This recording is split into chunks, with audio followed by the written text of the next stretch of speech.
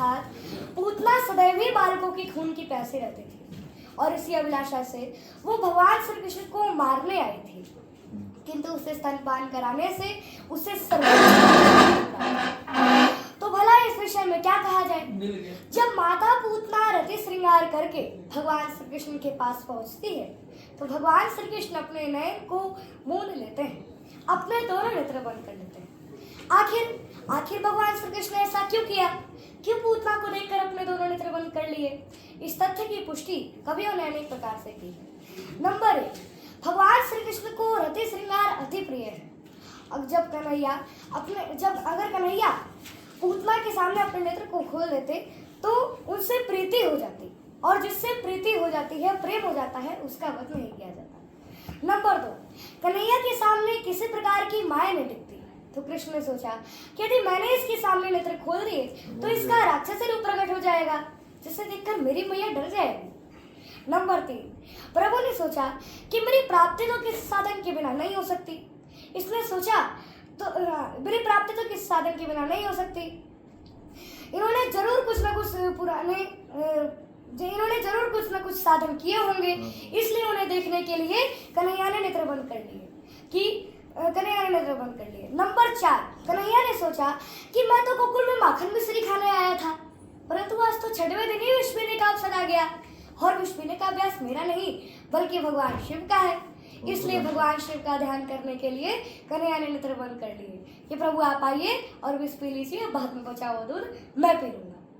Number 5, भगवान विराट स्वरूप श्री कृष्ण के दाया नेत्र सूर्य और बाया नेत्र चांद है।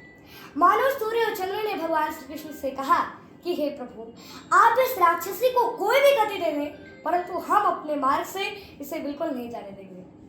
नंबर 6, प्रभु ने सोचा कि इसने माता का रूप भले धारण कर रखा है, परंतु इसके हृदय में क्रूरता भरी हुई है, इसलिए ऐसी स्त्री का मुख नहीं देखना चाहिए। पूतना ने भगवान श्री कृष्ण के मुख में विश्वसृत स्तन को डाल दिया। भगवान श्री कृष्ण दूध पीने के साथ साथ अब उसके प्राण भी हरने लगे। पूतना वहां से भागी और राक्षसी रूप में प्रकट हो गई और कहने लगी कि सामुंचे मुंचाल मिति प्रभासिनी निस्पृह यमाना खिलचे मणि वृत्ते नेत्रे चरणो भुजो मुहुरे प्रसवन् गात्रा छिपते रुणोढ़। अर्थात बाल संहिता में ऐसा उपाख्यान आता है कि जब बालकों को पूतना नाम का ग्रह लग जाता है तो बालकम मुंचे पूतने, तो इस मंत्र से झाड़ा लगाया जाता है, परंतु यहाँ तो पूतना को ही बालक लग गया, इसलिए वह कहती है कि मुंचे कन्हैया छोड़ दो।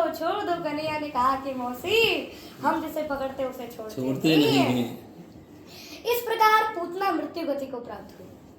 पूतना का शरीर बहुत बड़ा था, जहाँ उसकी अलके गिरी वह अलीगढ़ हो गया, जहाँ उसका गला गिरा वहाँ आगरा हो गया, जहाँ उसका हाथ गिरा वहाँ हाथरस हो गया।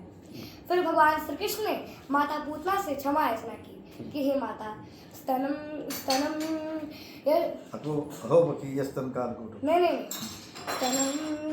क्या था श्लोक है? अहो बकिया वाला सुना, अहो बकिया में आया था ना। हाँ, सुनाओ।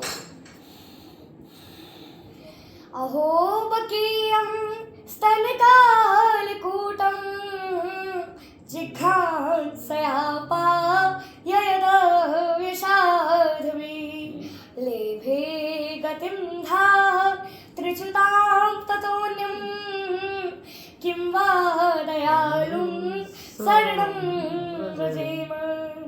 अन्वयार्थ, अहो बकीयम, भला बकासुर की बहन पूतना ने जिघ्रान से मनीर्ष्यावश स्तन कालकूटे, अपने स्तन में कालकूट जहर लगाकर श्री कृष्ण मुखे अपायतत, श्री कृष्ण के मुख में डाल दिया।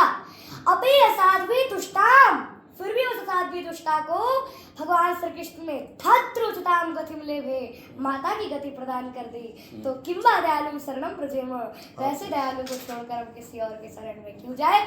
एक बार बोलिए वृंदावन बिहारी लाल की जय। भागवत कथा तो इनसे बढ़िया जवान है कि बता नहीं पाए, बोला कैसे है।